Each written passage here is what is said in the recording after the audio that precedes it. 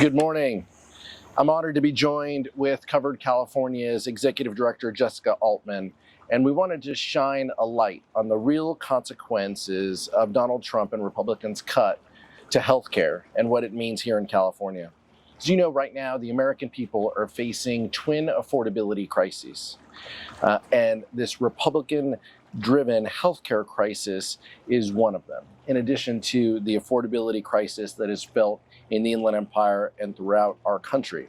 The American people are struggling to afford everyday basic needs: gas, groceries, utilities, and the big ugly law, which represented the largest cut to health care in American history, has only compounded that.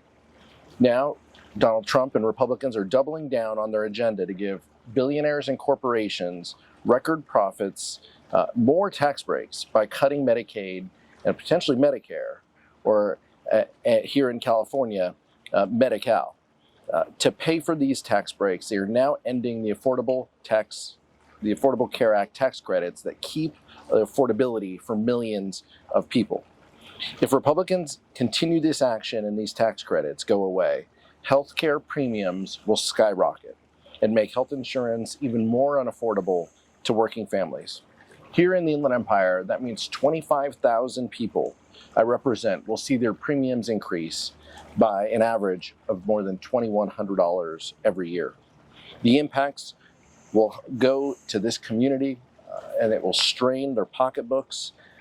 And I've heard from residents who won't be able to afford life-saving care, from people with cancer, diabetes, who rely on coverage to pay for their chemo and their care, to caregivers who take care of disabled citizens and family members full-time, to business owners who won't be able to afford the health insurance that they currently have.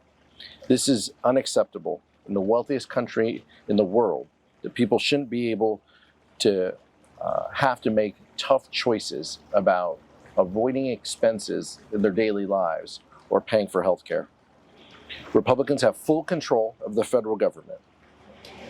I urge them to do what's right for the American people and to stop this health insurance hike from being implemented and to reopen the government.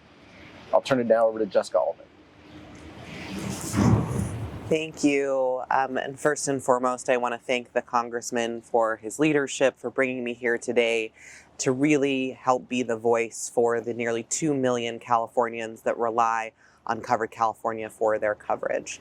Covered California enrollees are hard-working Californians that simply do not have the privilege of working in a way that an employer is offering them health insurance and paying for a large portion of that coverage. Covered California's enrollees are sole proprietors, they are agricultural workers and farmers, they are in the gig economy, they are truckers and hairdressers and bartenders, and they deserve access to affordable health care just like everybody else in our state and in our country. The Affordable Care Act recognized this need, and the federal government said, we are going to step in and provide you with a tax credit so that you also can access health insurance that you can afford.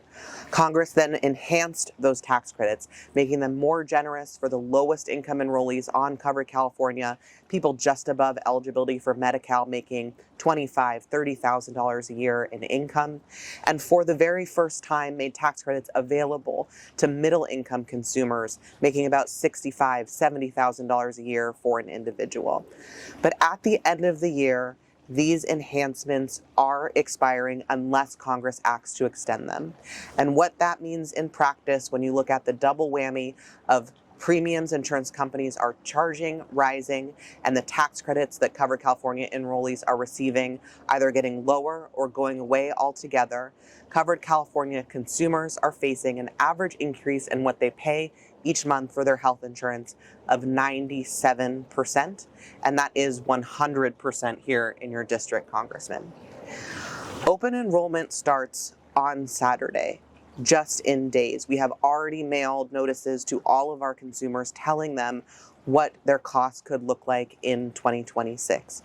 And yes, these enhanced tax credits expire at the end of the year, but the decisions that real people have to make about their health care will happen starting on Saturday.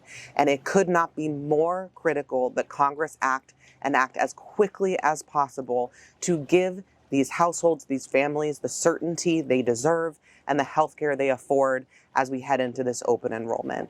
We stand ready to move as quickly as possible, to move any mountain we can to deliver these enhancements to our consumers, and Covered California is here to support Californians in their coverage journey however we can. Again, I want to thank you, Congressman, and happy to be here to share the word. Thank you, Jessica.